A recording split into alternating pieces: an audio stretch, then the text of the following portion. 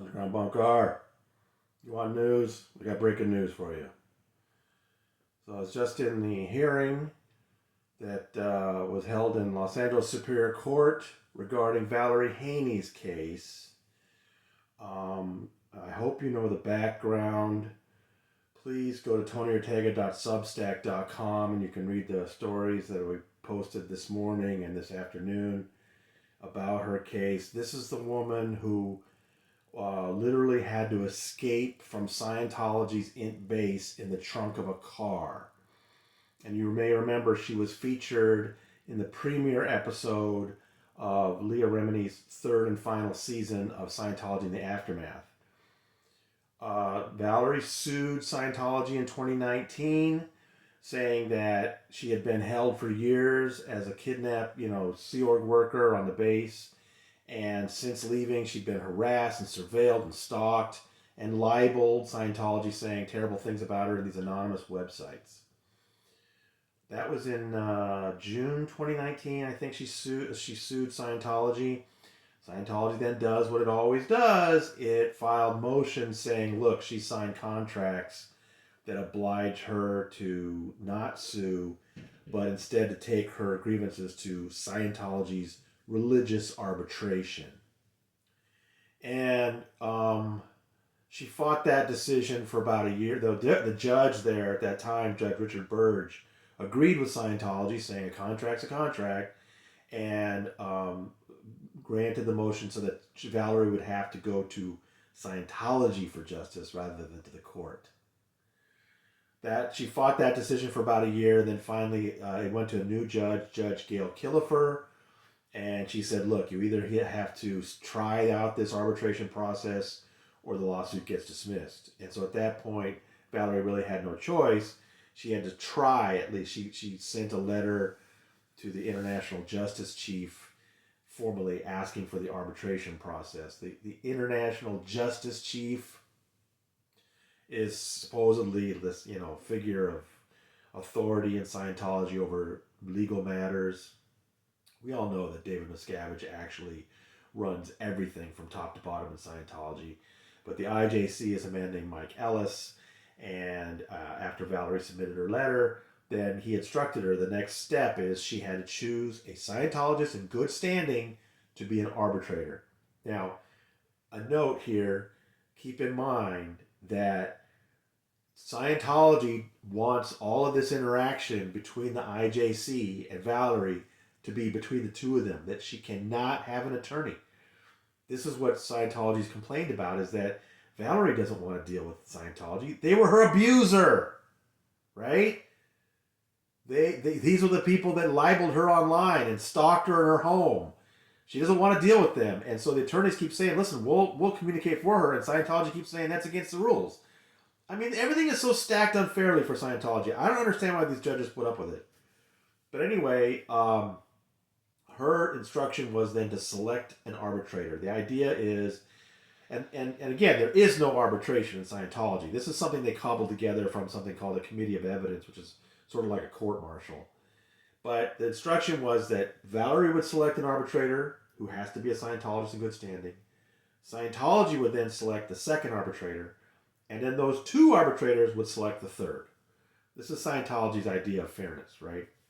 But they have to be members of Scientology in good standing. And those of us on the outside, including Valerie, really have no idea who is or isn't a member in good standing. I mean, we can take some guesses.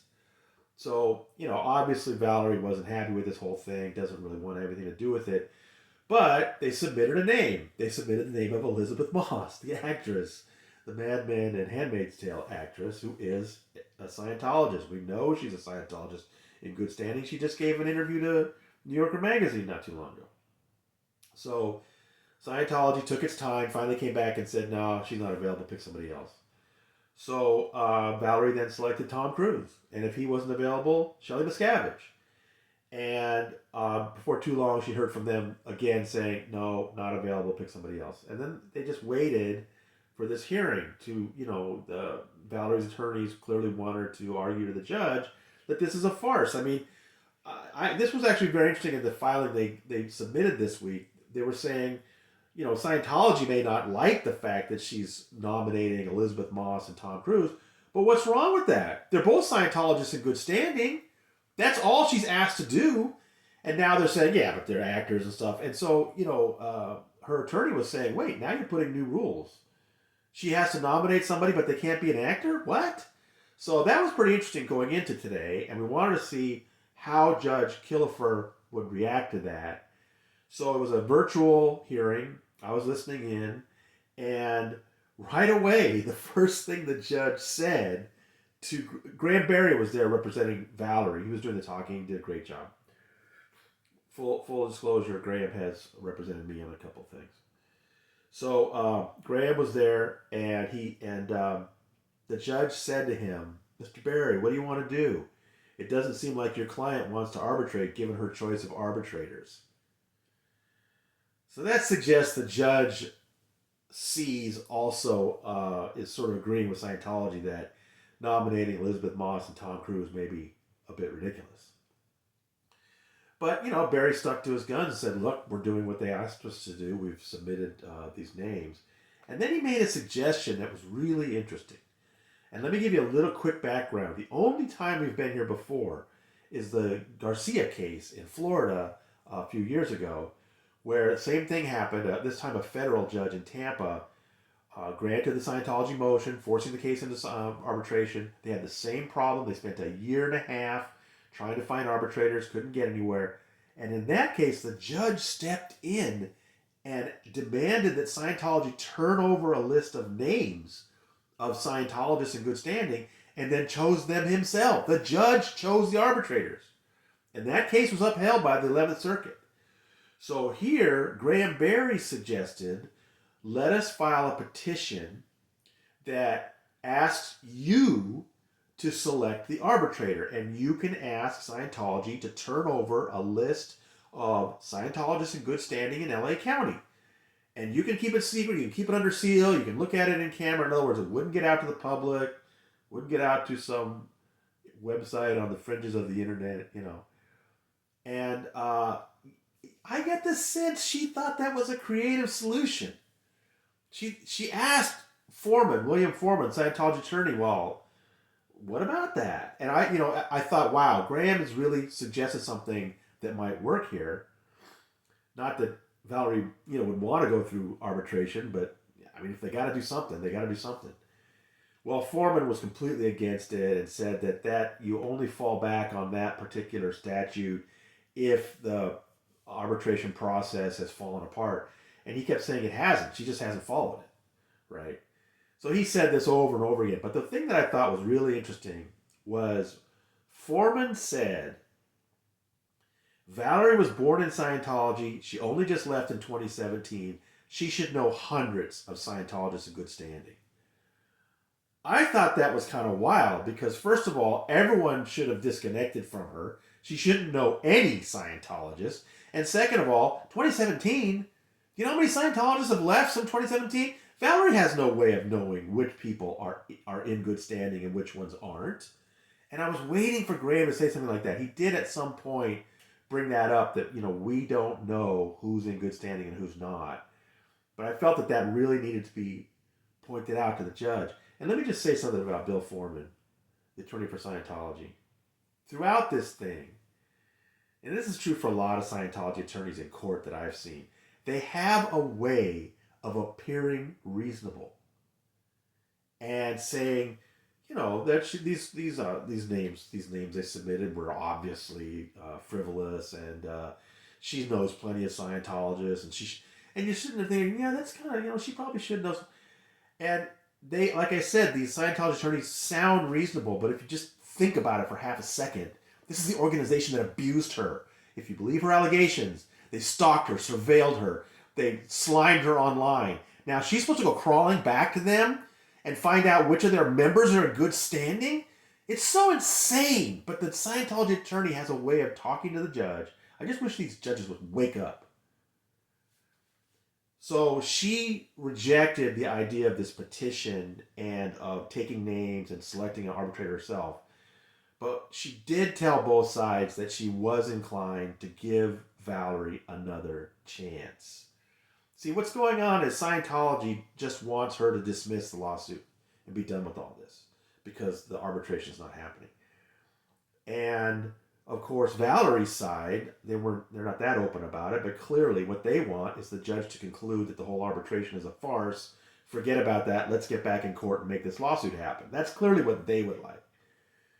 But the judge has decided she's going to give Valerie another chance to submit a name, and she's told Graham Barry very pointedly it should be a reasonable nomination this time. In other words, don't don't nominate Jenna Elfman or Erica Christensen or something. It's got to be somebody. And so I don't know. Is Valerie going to want to do that? Again, the situation is, how does she know who's in good standing or not? Who does she select, and does she want this process to go forward? Again, these are the people that abused her. So it's just, I think, on the one hand, you could say, well, the judge is sort of defying Scientology a little bit here, but she's really not improving anything for Valerie, I don't think. Valerie's still stuck with the idea that she's got to go through this arbitration with these folks. And then I guess the best she could hope for is go through the arbitration. And then I get asked this all the time about, well, she should record it and have a. You got to remember, this is Scientology arbitration. The court has given up its authority to a religious organization that says it sets all the rules. Scientology, when the Garcias went through this, they weren't allowed to have an attorney. They couldn't have their smartphones with them. There was no transcript recorded. They were given no records, and 90% of the evidence they brought with them was denied.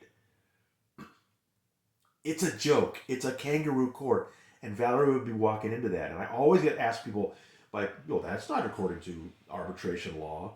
It's not the kind of arbitration you're thinking of. This is Scientology's Star Chamber. And the court has willingly given its authority up to Scientology to set all the rules. It's insane. It's absolutely insane. The only reason that the Masterson lawsuit was spared this fate was that the justices there realized that all of the harm done to these women happened after they left Scientology. And so they decided that those contracts didn't apply. But when someone like Valerie is suing, and she's suing over things that happened, partly when she was in and partly when she was out, but she has tried to make that case that the surveillance and the stalking all occurred after she left Scientology. She might have to get to an appeals level and get to that same appellate court and have them look at it again. But that's going to be, what, a year from now? Something? Not a great situation. But interesting hearing. Interesting to hear this judge's perspective. And now the ball is back in Valerie's court. So we'll see what happens. All right. From somewhere in New York, this is your proprietor signing out.